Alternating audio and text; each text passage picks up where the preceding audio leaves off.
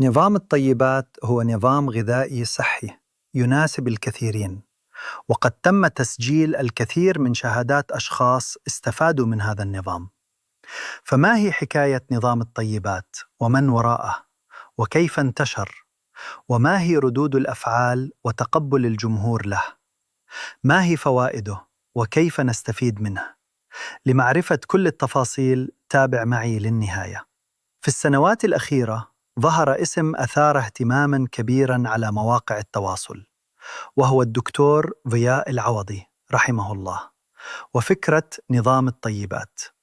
هذا النظام لم ينتشر لأنه يعد الناس بخسارة وزن فقط، بل لأن كثيراً من الناس شعروا أن أجسامهم بدأت ترتاح عندما ابتعدوا عن الأطعمة المصنعة. وبعض الأشخاص يقولون إنهم عندما عادوا للأكل البسيط بدأت أجسامهم تتغير بشكل واضح. اختفى الانتفاخ وخف التعب، وأصبحوا يشعرون بالشبع الحقيقي لأول مرة منذ سنوات. فما الذي يحدث بالضبط؟ هل فعلا الطعام الحديث غير أجسامنا أكثر مما نتخيل؟ وهل الموضوع مجرد ترند؟ أم أن هناك شيئا أعمق فعلا؟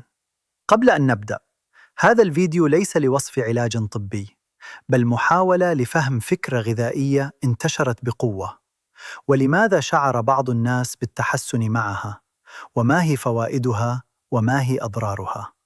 ولو كنت مهتماً بمحتوى الصحة والتغذية المبسط، ادعم الفيديو بالإعجاب والاشتراك، لأن هذا يساعدنا على الاستمرار. الدكتور ضياء العوضي تحدث في الفترات الأخيرة عن مواضيع التغذية والصحة، والناس لم تنجذب إليه لأنه يقدم حمية معقدة، بل لأنه يتحدث عن فكرة بسيطة جدا، وهي العودة للطعام الطبيعي والابتعاد عن الأطعمة المصنعة قدر الإمكان. وهذا هو نظام الطيبات باختصار. كما ركز بشكل كبير على العلاقة بين الغذاء وبين الالتهابات والطاقة والمشاكل التي أصبح كثير من الناس يعانون منها يومياً. ومع الوقت بدأت تنتشر قصص المتابعين وتجاربهم الشخصية، فأشخاص يقولون إنهم شعروا بخفة أكثر ونوم أفضل وتحسن في الهضم والطاقة بعد تغيير طريقة أكلهم. وربما سبب انتشار هذه الفكرة أن الناس اليوم بدأت تفقد ثقتها بالطعام الحديث، وتشعر أن كثرة التصنيع والسكريات والإضافات غيرت علاقتنا الحقيقية بالأكل. ومن أكثر الأمور التي أثارت الجدل حول دكتور ضياء العوضي أنه لم يكن يتحدث فقط عن الطعام، بل كان ينتقد أحياناً الاعتماد المبالغ فيه على بعض الأدوية. وفكرته الأساسية كانت أن كثيراً من الناس يحاولون علاج النتيجة، بينما السبب الحقيقي قد يكون أسلوب الحياة نفسه، كقلة النوم والسكر الزائد والطعام المصنع والخمول والتوتر اليومي. وكان يرى أن تحسين هذه الأشياء قد يساعد بعض الأشخاص بشكل كبير، وربما يقلل حاجتهم لبعض العلاجات مع الوقت تحت إشراف طبي. لكن هنا بدأت الانتقادات، لأن بعض المتابعين فهموا كلامه بطريقة مختلفة، وكأن الغذاء وحده يكفي دائما، أو أن الأدوية ليست مهمة، بينما الحقيقة أكثر تعقيدا. فهناك أمراض يمكن أن تتحسن فعلا مع تغيير نمط الحياة، لكن هناك أيضا حالات تحتاج علاجا طبيا واضحا، ولا يمكن الاعتماد فيها على الغذاء وحده. ولهذا بقي الجدل مستمرا حوله. فهل كان يحاول فقط إعادة الناس إلى أساسيات الصحة، أم أن بعض الرسائل فهمت بشكل أبعد مما كان يقصده؟ ويقال أن هذه الفكرة ربما كانت السبب في وفاته، مع علامة استفهام كبيرة. عندما تسمع عبارة نظام الطيبات قد تتخيل أنه نظام معقد أو قائمة طويلة من الممنوعات، لكن الفكرة الأساسية أبسط بكثير. النظام باختصار شديد يعتمد على شيء واحد تقريبا: كل الطعام الأقرب للطبيعة، وابتعد قدر الإمكان عن الطعام المصنع. بمعنى آخر، إذا كان الطعام يشبه شكله الحقيقي الطبيعي فهو أقرب للقبول. أما إذا دخل في عشرات مراحل التصنيع والإضافات فهنا تبدأ المشكلة. ولهذا السبب فنظام الطيبات يركز على البروتينات كاللحوم الطبيعية والبيض والأسماك والدجاج غير المصنع، وعلى الدهون الطبيعية مثل السمن البلدي وزيت الزيتون والزبدة الطبيعية، وأيضاً على الخضار والفواكه خاصة غير المعالجة بكثرة، والتركيز على التنوع الطبيعي، وعلى المكسرات والبذور كاللوز والجوز والسمسم، وأيضاً على المشروبات مثل الماء والأعشاب الطبيعية، وتقليل المشروبات الصناعية. أما الأطعمة الممنوعة أو التي يتم التحذير منها فهي السكر المكرر، حيث ربطه بشكل وثيق بالالتهابات وتقلب الطاقة والجوع، وأيضاً الزيوت النباتية المصنعة مثل الزيوت المهدرجة والمكررة بكثرة، وطبعاً الوجبات السريعة حيث تحتوي على سعرات عالية وفقيرة غذائياً، والدقيق الأبيض، وعلى المنتجات فائقة التصنيع التي تحتوي على نكهات صناعية ومواد حافظة وألوان ومحسنات، والتي تحتوي على قائمة مكونات طويلة يصعب حتى قراءتها. لكن لماذا يشعر بعض الناس بتحسن فعلاً عندما يبتعدون عن هذه الأطعمة؟ هل السبب نفسي فقط؟ أم أن الجسم يتفاعل فعلاً مع نوعية الطعام؟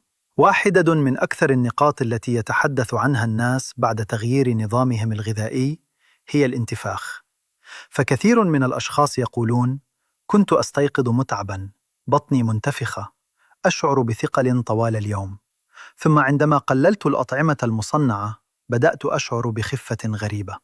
وهذا قد يكون له تفسير منطقي، لأن كثيراً من الأطعمة الحديثة ليست فقط عالية بالسعرات، بل أيضاً مليئة بالسكريات السريعة والإضافات الصناعية والزيوت المكررة. وهذه الأشياء تؤثر على الجسم بطرق مختلفة، خصوصاً عند الأشخاص الحساسين لها. وبعض الدراسات تربط الإفراط في الأغذية فائقة التصنيع بزيادة الالتهابات المزمنة منخفضة الدرجة في الجسم. وهذه الالتهابات ليست مثل الالتهاب الحاد الذي تشعر به عند المرض، بل نوع هادئ بطيء قد يرتبط بالتعب والخمول واضطرابات الهضم وزيادة الوزن.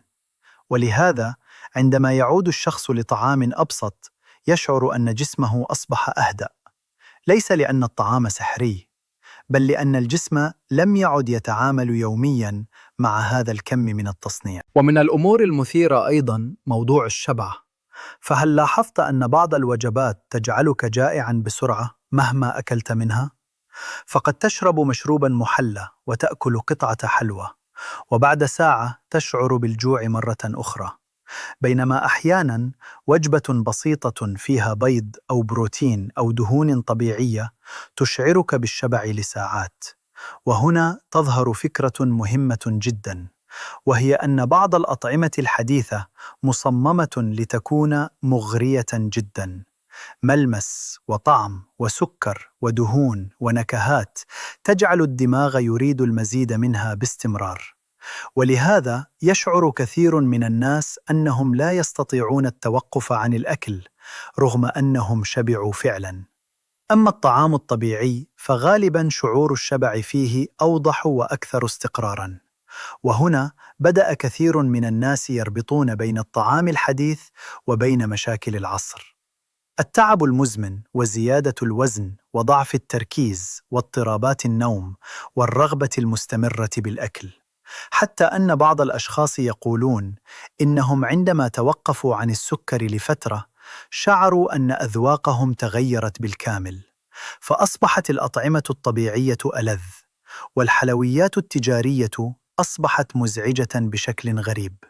فهل تعودنا على مستوى غير طبيعي من السكر والنكهات حتى فقدنا الإحساس بالطعم الحقيقي للطعام؟ لكن رغم كل هذا من المهم أن نكون واقعيين، فنظام الطيبات ليس معجزة، وليس كل شخص سيحصل على نفس النتيجة. فبعض الناس قد يتحسنون فعلاً، وبعضهم قد يحتاجون نظاماً مختلفاً حسب حالتهم الصحية. كما أن بعض المتابعين يتحمسون للفكرة لدرجة المبالغة ويبدأون بالخوف من كل الأطعمة، وهذا ليس صحياً أيضاً. وأحياناً الاستغناء عن مجموعات غذائية كاملة بدون تخطيط قد يؤدي إلى نقص بعض العناصر المهمة خاصة عند الأطفال أو كبار السن أو الحوامل، كما أن هذا النظام قد لا يناسب الجميع بنفس الطريقة. فبعض الأشخاص لديهم أمراض مزمنة أو مشاكل بالكلى أو السكري، ويحتاجون نظاماً غذائياً خاصاً تحت إشراف طبي، لأن الهدف ليس أن يعيش الإنسان بقلق مستمر من الطعام. الهدف الحقيقي هو التوازن، أي أن تقلل المواد المصنعة قدر الإمكان وتعود للأكل الأبسط بدون هوس وبدون تطرف. تخيل معي هذا المشهد: شخص يبدأ يومه بمشروب سكري وحبوب إفطار محلاة، ثم سناك، ثم وجبة سريعة، ثم مشروب غازي آخر. وفي المقابل، شخص آخر يبدأ يومه ببيض وخبز بسيط وزيت زيتون وماء. من تتوقع أن يشعر بالشبع لفترة أطول؟ ومن ستكون طاقته أكثر استقراراً؟ هنا تبدأ الفكرة التي يحاول نظام الطيبات إيصالها. فليست القضية كمية الطعام فقط، بل طبيعة الطعام نفسه. وهناك نقطة مهمة أيضاً: بعض المتابعين يربطون أي تحسن يحدث بهذا النظام وحده، بينما الحقيقة أن النوم الأفضل وتقليل الوجبات السريعة وشرب الماء والحركة كلها عوامل قد تكون السبب الحقيقي في التحسن. ولهذا ربما الفكرة الأهم ليست أن نعتبر أي نظام مثالياً، بل أن نتعلم كيف نقترب أكثر من الطعام البسيط بدون تطرف وبدون خوف، وبتوازن يستطيع الإنسان الاستمرار عليه لسنوات. في النهاية قد تتفق مع نظام الطيبات أو تختلف معه، لكن من الصعب تجاهل فكرة مهمة جدا فيه، وهي أنه كلما اقترب الطعام من شكله الطبيعي كان الجسم غالبا أكثر راحة معه. وربما المشكلة ليست فقط في كم نأكل، بل في أن أجسامنا أصبحت تتعامل يوميا مع أشياء لم تكن موجودة بهذا الشكل عبر معظم تاريخ الإنسان. فهل الطعام الذي نأكله اليوم يشبه فعلا الطعام الذي صمم الجسم ليتعامل معه؟ وهل لاحظت أنت شخصيا أن هناك أطعمة تشعرك بالخفة والطاقة وأخرى تشعرك بالتعب والخمول؟ اكتب رأيك وتجربتك في التعليقات، ولا تنسى الاشتراك بالقناة، لأن الفيديو القادم قد يغير نظرتك لطعام تأكله يوميا دون أن تنتبه. شكرا لمشاهدتك الفيديو، وأتمنى منك دعم الفيديو بالإعجاب، وشاركه مع شخص تهتم لصحته ويهمك أمره. وإلى لقاء قريب في الفيديو القادم، أترككم في أمان الله ورعايته.